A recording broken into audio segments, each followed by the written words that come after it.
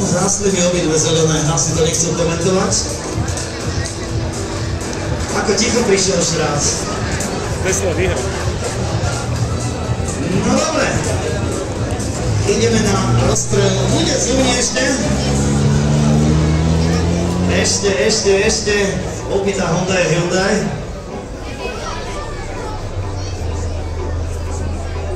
Ale každopádne tie NK sú celkom obľúbené a dobré jazdné vlastnosti, nemôžeme nič povedať. Homola o tom vie svoje. Nima ešte letáky bude rozdávať cestou. Budeme radi, keď nám to bude. Toto asi merať nebudeme.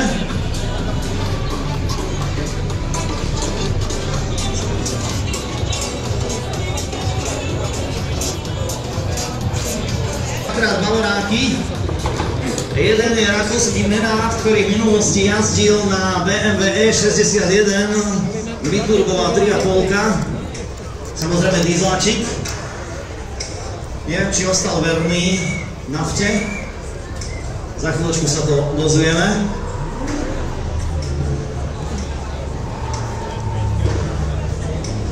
Takže momentálne ideme na rozstrel Ferenc Ák a Nenad na bavoráku. Takže bavorák je trieda S7 diesláčik a trieda S5 pre Ferenca.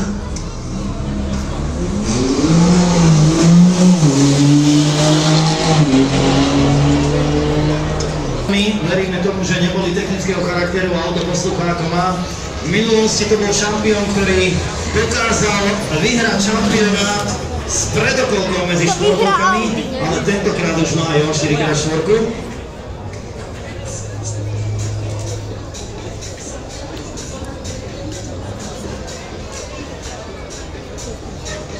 Takže my budeme pokračovať ďalej.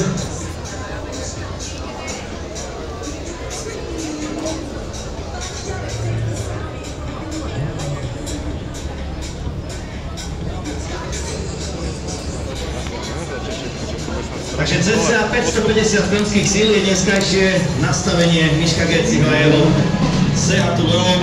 Ako už som avizoval, už je to štvorkolka.